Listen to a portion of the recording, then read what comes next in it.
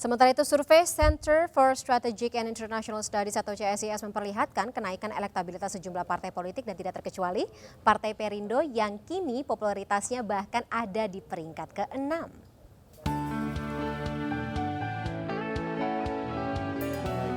Center for Strategic and International Studies CSIS merilis hasil survei terkait pemilu 2024. Responden dalam survei kali ini merupakan pemilih muda dan kalangan milenial. Hasil survei menunjukkan adanya kenaikan elektabilitas jumlah partai politik, salah satunya adalah Partai Perindo. Perolehan elektabilitas Partai Besutan Haritanu Sudibyo tersebut sejajar dengan Partai Nasdem, yaitu 5,1%. Elektabilitas Partai Perindo ini melampaui sejumlah partai yang memiliki kursi di parlemen saat ini, di antaranya PAN dan P3. Elektabilitas partai politik diperoleh dengan menanyakan jika pemilu legislatif dilaksanakan hari ini.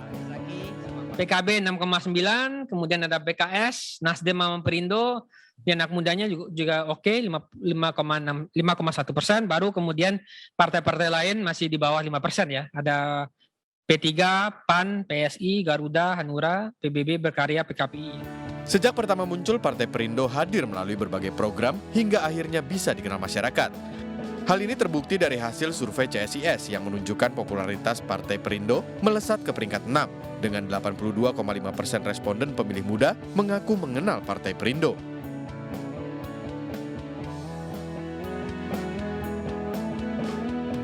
Nah, demografi calon pemilih Indonesia jelang Pesta Demokrasi tahun 2024 tampaknya kembali mengalami dinamika. Berdasarkan survei terakhir yang dilakukan Center for Strategic and International Studies atau CSIS, mulai terlihat pergerakan preferensi dari para calon pemilih, baik itu untuk sosok bakal calon kursi nomor 1 atau calon presiden, atau parpol tempat mereka akan melabuhkan pilihannya. Bicara soal parpol, ada hal yang menarik dari hasil survei CSIS terakhir ini. Perindo melampaui elektabilitas beberapa parpol yang bahkan saat ini menduduki kursi parlemen. Kita akan bahas lebih lanjut bersama Boyke Nofrizon selaku Wakil Ketua Umum Perindo yang sudah bersama saya saat ini di studio. Selamat siang, Mas Boyke. Selamat siang. Ini saya perlu bilang terima kasih atau bagaimana ketika kita melihat hasil survei terakhir dari CSIS barusan, pandangan Mas Boyke seperti apa?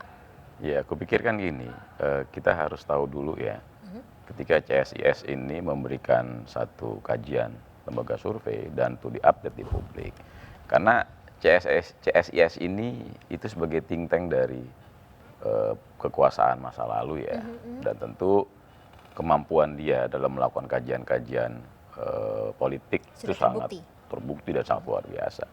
Nah, ketika hari ini CSIS itu memberikan kajian tentang elektabilitas partai politik dan juga elektabilitas para pemimpin, calon pemimpin ya, itu menarik untuk dikaji. Karena kenapa? Karena yang dibahas saat ini, yang disurvei saat ini, yang dikaji sama CSIS adalah pemilih yang berusia 17 tahun sampai 39 tahun. Milenial ya? Karena fokusnya di situ, milenial. Jadi pemilih pemula dan milenial ya. Bagi kita ya, bagi saya cukup menarik gitu loh. Kenapa? Karena di pemilu 2024 itu hampir sekitar 50% pemilih milenial. Berarti banyak ya, dari umur 17 sampai 39. Oh iya. Kalau 54% dari 190 kita konversi itu kan sekitar berapa? Hampir sekitar 90 juta lebih pemilih milenial yang notabene dari usia 17 sampai usia 39 tahun. Jadi dengan kata lain, kalau kita berhasil menjaring suara pemilih milenial, setidaknya apa ya, katakanlah goal itu akan tercapai ya di pesta jika itu kita bisa menyaring itu, tapi tentunya kita harus sadar. Makanya kenapa partai politik saat ini berlomba-lomba merubah karakter dan gaya berpolitik mereka, terutama lembaga partai politik. Karena mereka mencoba untuk memberikan tawaran agar mereka terlihat dan disukai oleh para milenial. Karena itu kan sah-sah saja. Karena milenial itu menjadi pasar ya, yang cukup signifikan. Selain itu kan ada pasar kultural ya. Yang kultural itu ya berbagai macam aspek dan berbagai macam bagian-bagian kan. Nah, kalau untuk 54% 90 juta ini ini pasar yang hari ini diperebutkan oleh partai politik manapun di Semuanya? Indonesia, semuanya. Maka berlomba-lomba mereka berubah gaya, merubah karakter, merubah tampilan, merubah kemasan. Jadi lebih mudah. Lebih mudah. Karena kenapa? Karena anak-anak muda itu menyukai sesuatu perubahan, menyukai inovatif. Inovatif ya, artinya ide-ide brilian ya, yang selalu update day to day ya, isu segala macam. Tapi yang pasti teman-teman muda, anak muda itu sangat menyukai perubahan. Nah, isu apa yang disukain oleh anak muda saat ini kalau dari kacamata Mas Boyke? Isu seperti isu politik ya, isu politik ke depan itu ya pasti teman-teman muda, anak muda pemilih 19 sampai 39 tahun itu menginginkan kepemimpinan di Republik ini regenerasi ke depan. Jadi harus ganti presiden? Saya nggak bicara itu, tapi regenerasi. Oke. Kalau ganti presiden bisa saja. Kan sempat panas ya dibicarakan. Artinya ganti presiden bukan hari ini ya, 2024 ketika ada pilpres bisa saja ganti presiden. Tapi dengan usia yang sama kan sama aja juga, juga. Sedangkan hari ini muncul para politisi yang tingkatannya berbasis nasional, tokoh-tokoh nasional, yang mereka di usia oke, nggak milenial juga ya. Artinya usia mereka dianggap agak di bawah satu generasi ya. Satu generasi di atas yang sekarang. Tapi Nah itu cukup, mindsetnya atau perspektifnya hampir mindsetnya sama ya? cukup bagus. Perubahannya tentunya anak-anak calon-calon pemimpin yang kita anggap regenerasi ke depan ya, yang usianya mungkin lebih muda, itu memiliki mindset tata kelola Republik ini jauh lebih baik, mungkin ya. Oke, itu strategi yang juga diberlakukan oleh Partai Perindo ya. Kalau misalnya saya melihat datanya sih, sekarang ada di ponten 80, katakanlah popularitas, kemudian juga angka kesukaan dari masyarakat sendiri di lebih dari 70% seperti itu. Itu strategi yang katakanlah ya, kalau misalnya kita bisa bilang ini berhasil atau sejauh ini cukup cukup berhasil seperti itu sehingga bisa menempatkan Perindo di peringkat ke-6, Mas Boyke. Jadi gini, kalau kita lihat survei dari CSIS ya, bahwa Perindo di peringkat ke-6 dengan nilai 82,5 ya. Dan Ini 75,8 popularitas dan 75,8 ini elektabilitas. Jadi gini, CSIS itu mengeluarkan kajian survei ya, dan diupdate hari ini tentunya melalui analisa dan kajian-kajian yang cukup yang bisa dipertanggungjawabkan. Nah, dia khusus di pemilih milenial 17 sampai 39 tahun.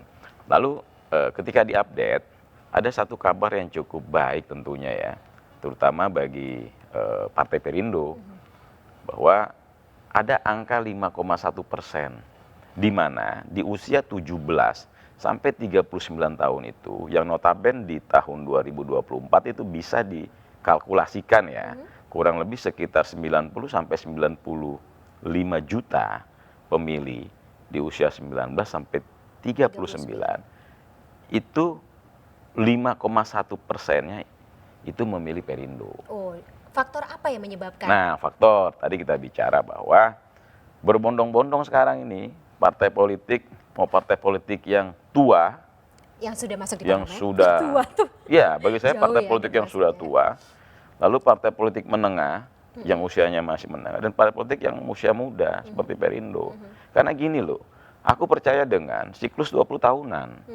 Karena perubahan politik secara mendasar itu terjadi di siklus 20 tahunan. Tahun 2024 masuk? 2004 itu maaf loh, ada perubahan kan. Oke. Hari ini 2024 itu masuk ke siklus 20 tahunan. Oke.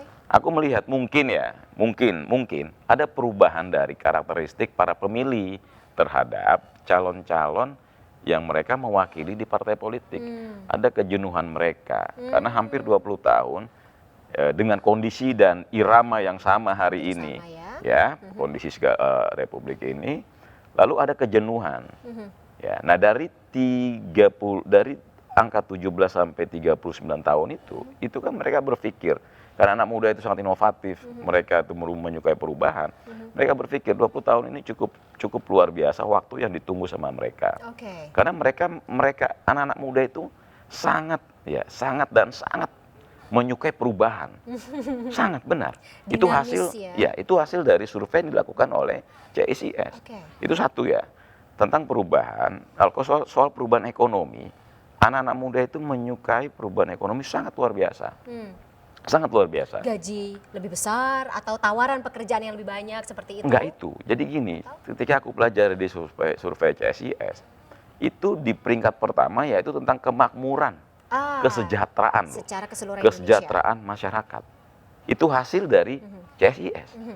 Jadi hasil pertama gini, teman-teman di usia 17 sampai 39 tahun, apa sih yang disukai ya menjadi isu ekonomi mereka? Mereka menyukai isu ekonomi.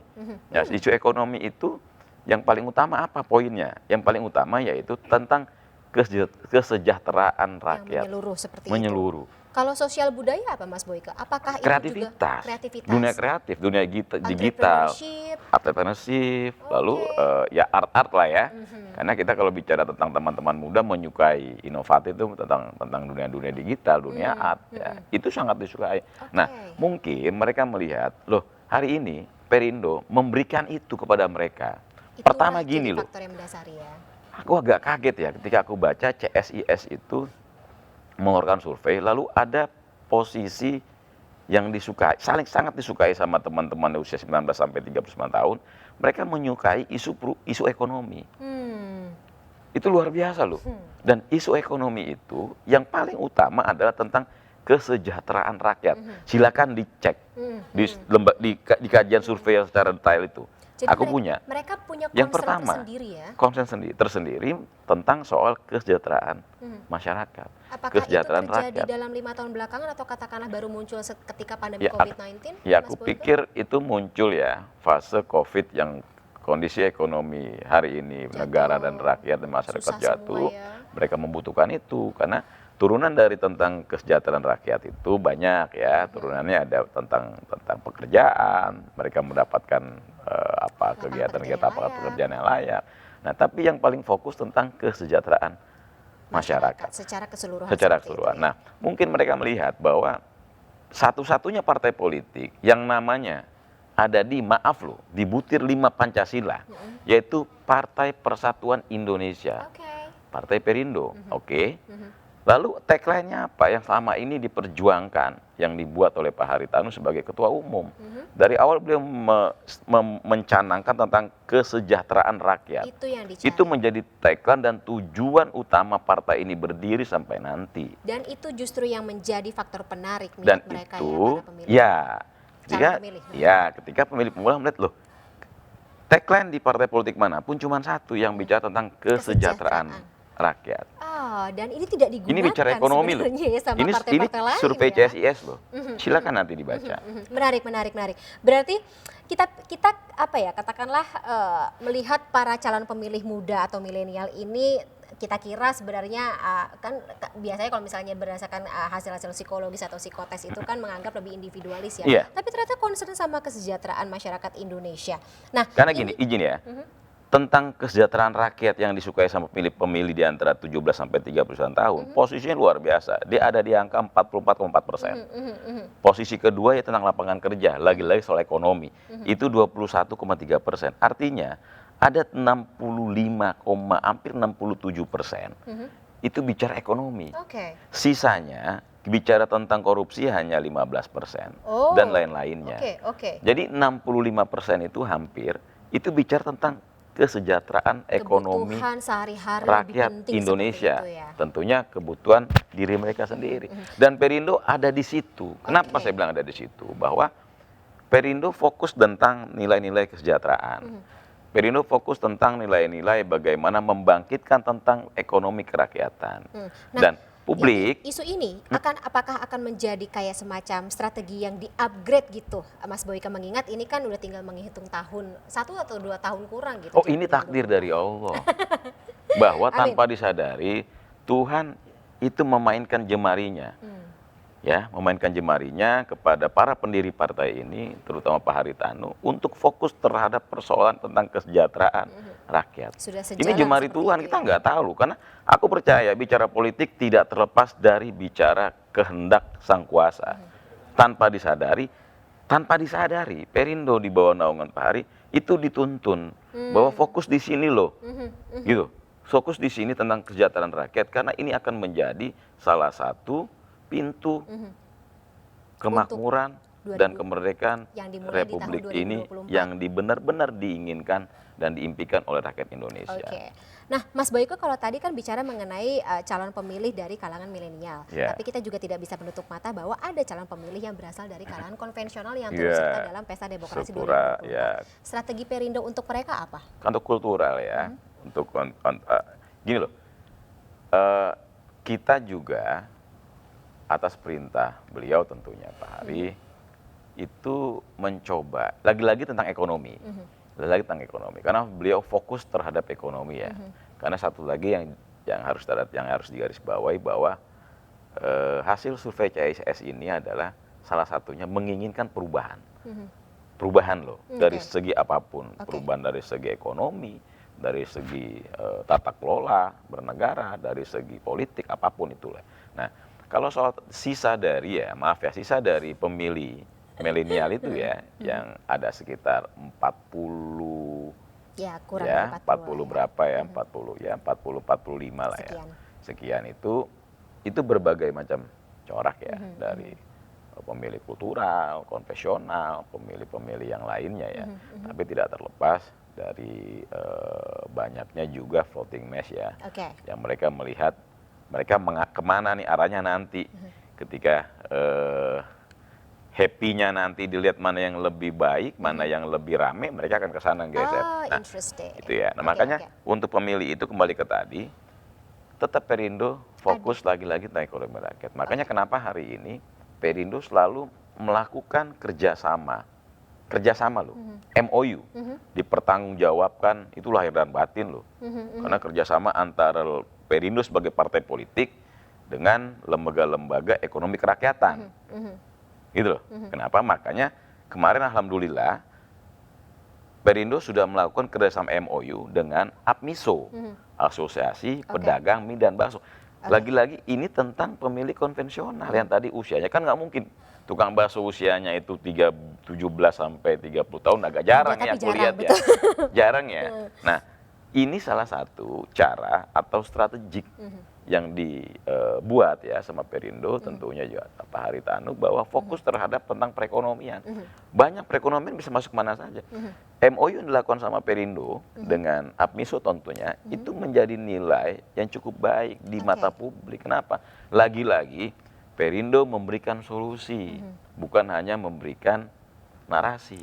Janji-janji yang biasanya muncul Bagi setiap saya kali narasi. Pilpres, tapi habis itu tidak. Tapi memberikan solusi, yuk apa kebutuhan dari teman-teman atau pedagang bakso yang notabene ekonominya itu hanya di kelas bawah ya, maaf ya. Dibutuhkan sama mereka, misalnya apa ke depan. Kebutuhan ini, kebutuhan ini, kebutuhan ini. Yang tentunya mata rantai dari kebutuhan mie dan bakso itu apa. Jadi sudah mapping ya Mas Boyke ya, preferensi Banyak. untuk atau katakanlah Ini strategi untuk baru yang APMISO milenial ya. Belum lagi yang lain. Kita akan melakukan kerjasama dengan Baik. para partner-partner ya. Baik. Organisasi masyarakat yang fokus terhadap organisasi budaya. Organisasi budaya dan organisasi ekonomi ya, kerakyatan. Baik. Gitu loh. Ini insight yang sangat Banyak menarik lagi, sekali Mbak. Mas Kalau Boyke. nanti dibuka lagi repot dong. Jadi buka Karena ini rahasia. kan GAN strategi.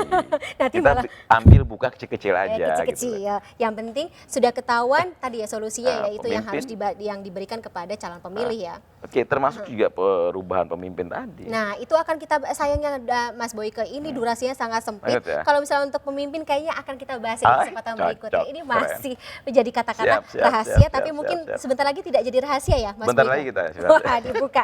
Teaser sedikit-sedikit pemirsa. Nah, makanya tetaplah kalau begitu bersama kami di MNC News Today. Sayang sekali dialognya tapi harus kita sudahi dulu siang hari ini. Mas Boyke, terima kasih sebelumnya Baik, makasih. telah bergabung bersama kami di MNC News Baik, Today Mbak hari Fani, ini terima ya. kasih Sehat banyak, selalu Mbak Mas Boyke. Baik, Kita Mbak Fani tunggu juga seperti sehat apa ya. strategi selanjutnya Ya, dari baik. Partai Perindo. Makasih Mbak Fani ya. Sampai Yuk, jumpa Mas salam Boyke. Mbak Fani. Salaman dulu. Yuk.